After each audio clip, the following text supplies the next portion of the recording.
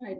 So coming back to 12 Mahajans, so we'll talk a little bit about each of them, what we can learn from them, little good qualities from them. So the one thing is from Swayambhu, Swayambhu is Lord Brahma, firstborn, right? The first living entity. And he is the secondary creator, right? He is the secondary creator, not the primary creator. Primary creator is Krishna. So Lord Brahma, he is full of knowledge. His body is made of knowledge. Our body is made of what? Pancha Bhuta, Pancha Mahabhuta, as the Lord of fire and but his body is made of full of Vedic knowledge, not just regular academic, novel banks and science. It's Vedic knowledge. It's full of Vedic knowledge. So Krishna says, first chapter in Canto 1, so he doesn't say, the prayer says that, Janmadi Ashriyata Bol. Brahma Hridaye Adikave Yati Surya. So the knowledge was transmitted wireless from heart of Krishna to heart of Brahma, right? Even if we study for hours and hours, we don't get that knowledge, fraction of knowledge to Brahma, just like that, we got the knowledge, the transfers. So we can learn a lot from Brahma. So being in that position, he was always leading the gang, the demigods, right? Whenever there is trouble, they go to Brahma. There is a problem. Can you fix it? And then Brahma, all right, I'll take care of it. What he does, he goes to Krishna and then prays to Krishna. Can you fix this problem? That's how Krishna incarnated from spiritual world. He doesn't have to come. He says he can. I mean, he says that he comes to kill the demons and protect the devotees. And he can always do that through agents. But he comes because he takes special care. You want to make sure, he comes and, when you invite, when we get an invitation, when we are close to the person, we can always send our husband, for example, to the program or child if it's grown, grown enough. But what we do is, no, I like that person, I know that person very well, I wanted to go in person and see. So, whether problem or program, whatever it is, we take personal care when we like somebody. So that's what Krishna does as well. He likes the devotees so much. So he wanted to take personal care. So he wanted to do some Leela also. So we can attract. When he does this Makanshore Leela, what we do, even by hearing, we just smile and enjoy the pastime of Krishna, right? When we read that Leelas and how he steals Bara. Why he has to steal Bara? Mother Yashoda always saying, why he has to do that? He's being, he's insulting me, like going and stealing when I have already done the job for him. But he's stealing that white, pure heart of those Vaishnavis, the devotees of Krishna, the gopis.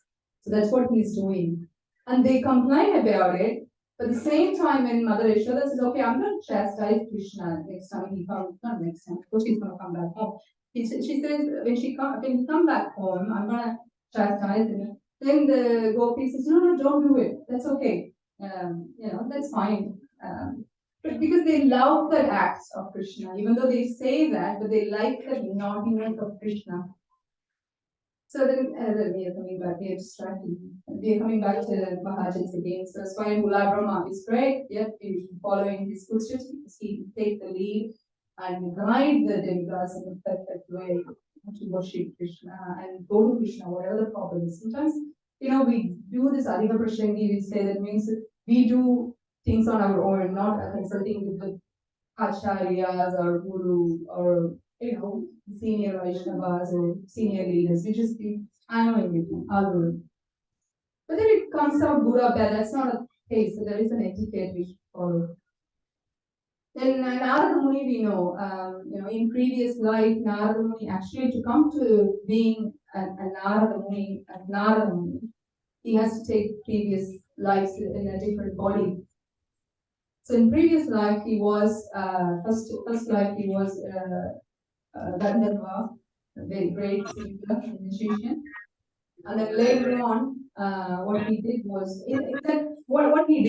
he offended the assembly person people in assembly by singing the devotees of the people assembled. And also sometimes he was hinting there that I am a great singer too. You know, he was proud of himself. And Hare Krishna. Can we mute the other side?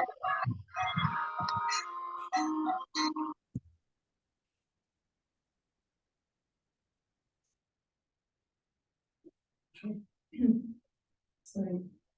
Where was I? Yeah, you know, where very proud. Yes, Gandharva, very proud. And then first, it's very inappropriate how you behave. Just become a Sudra, and therefore he became a little Sudra boy. Sudra means low class person. And his mother was very nice girl, devotee of the Lord, and she was serving the Bhaktivedantas who were living in the ashram next to her place. She was able to serve, and because he was being a little boy, he also got the opportunity many times to serve those acharyas and great, Vaishnavas. So he got the blessings. So when he got the blessings, he became now living the next life. So even when he got the blessings, they told you need to do meditation on Krishna. And he did that, he got darshan of Krishna as a glimpse, so he got an idea, oh, this is how Vishnu is, and it was so mesmerizing for him. He wanted more of the Vishnu's darshan, but Vishnu said that you need to have mature devotion. At the moment, it's very childish. I want to see the maturity in your devotion. So please keep doing your devotion.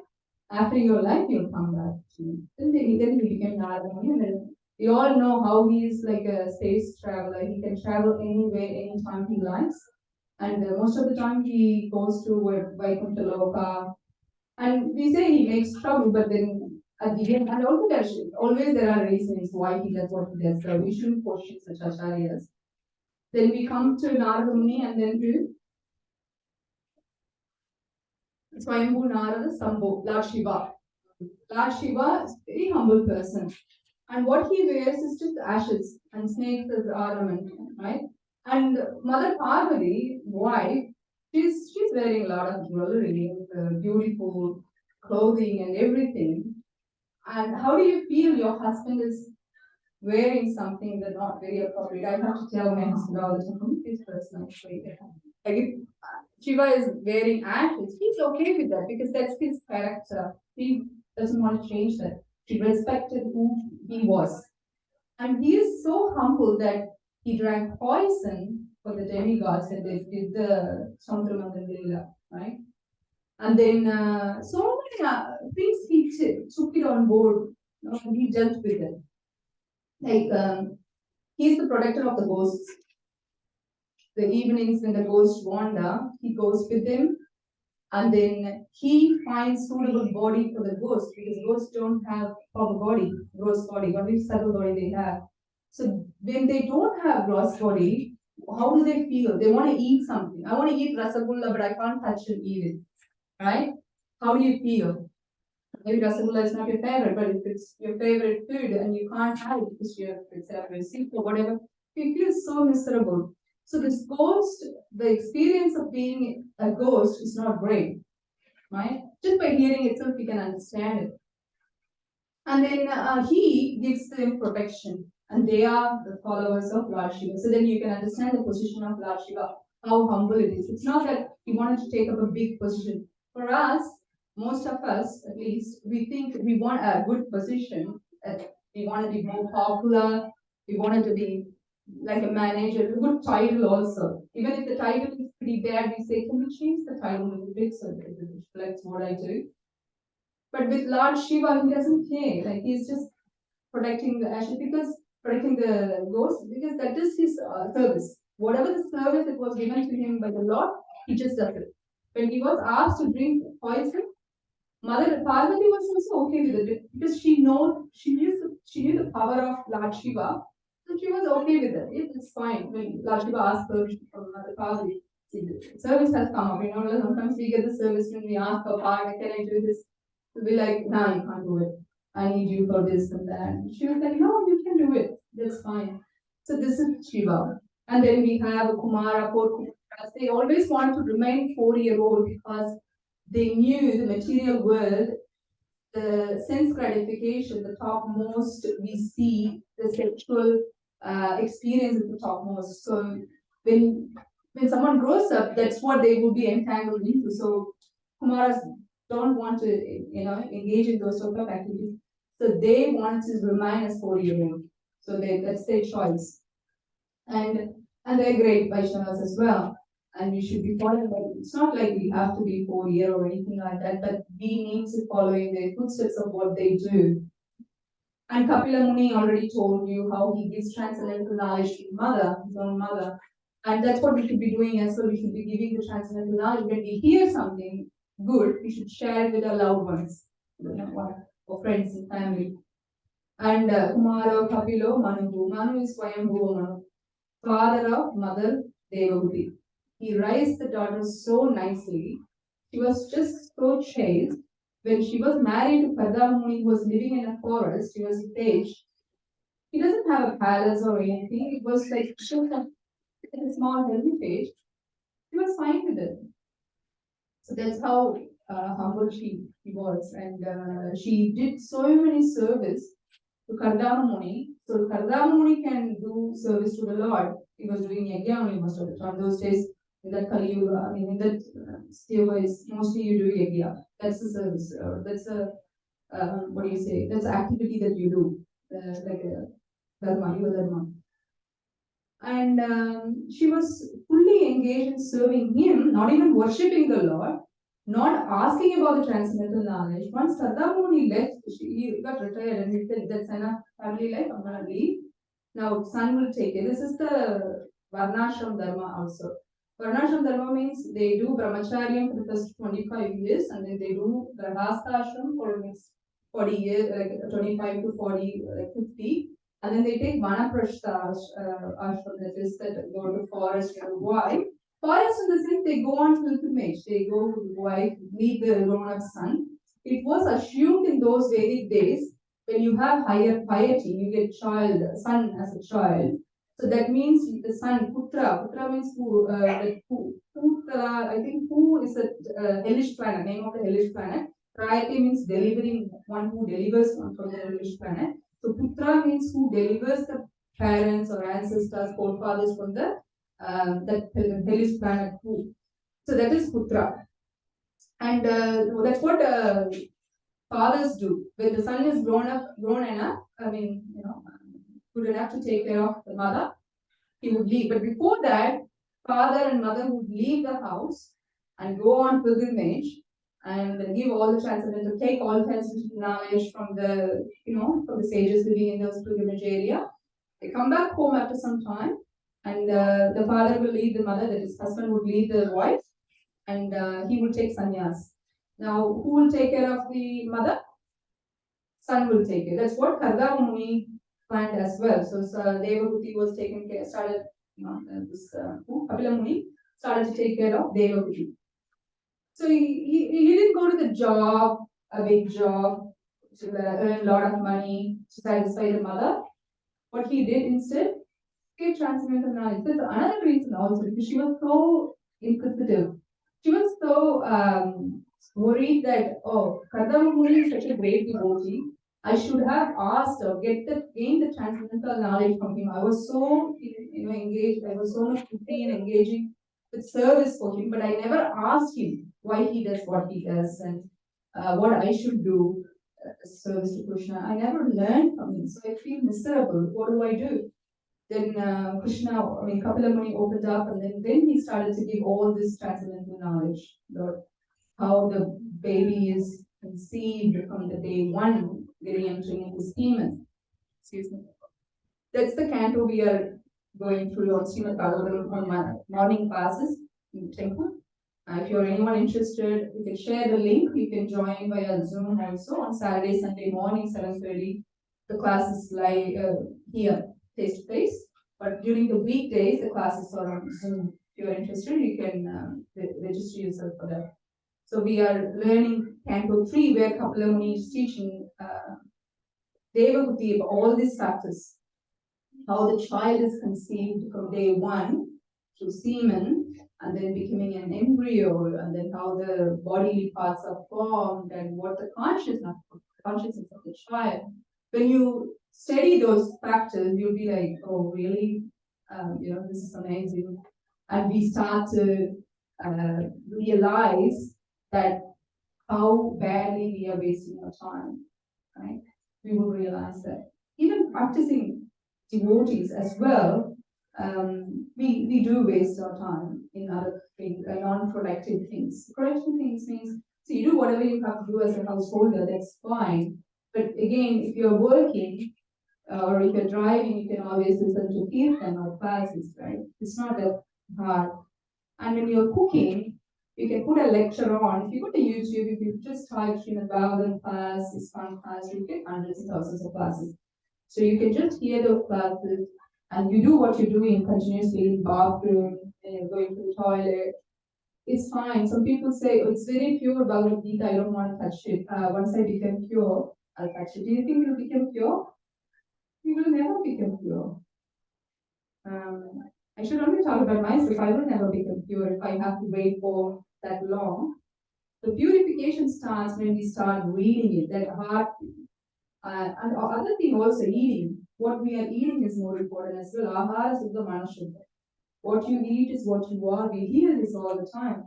So what Krishna suggests is we should eat prasada, that is food offered to Krishna. Because the food from day one of the seed sowing until whatever the day it comes to your plate, there is so much transition happening.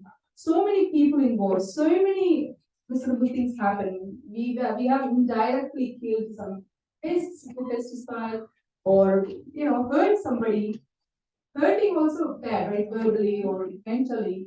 Brihamuni's story? Brihamuni wanted to check who is supreme because they were doing this sage conference and they wanted to find out who is supreme.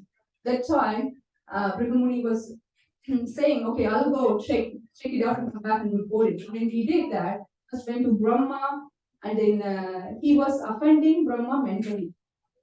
Okay, like he didn't offer obeisances. Brahma is the father of Brihamuni. He did not offer the obeisances to Brahma. So Brahma was offended. So then he became angry, he was about to curse, then Brihamuni, and then he controlled himself, so Brihamuni left. Then next he went to Kailash, to Lord Shiva, and then he wanted to test because they are in charge for mode of passion, Brahma. Anger is the product of passion, so he exhibited that passion. So Shiva is in charge of mode of goodness, ignorance. So he next went to Kailash. And then what he did, they are brothers, right? He wanted to embrace. Shiva wanted to embrace Brihamuni. Brihamuni said, no, you're filthy, you're dirty, you're full of ashes, you're coming from crematorium. I'm clean, I'm a Brahmana. I'm not gonna hug you, I'm not gonna embrace you. So that's an insult to vocal, verbally insult. And then next, about to curse, and again Mother Father said, okay, that's okay, calm down. And, he made a mistake. So Shiva did not curse.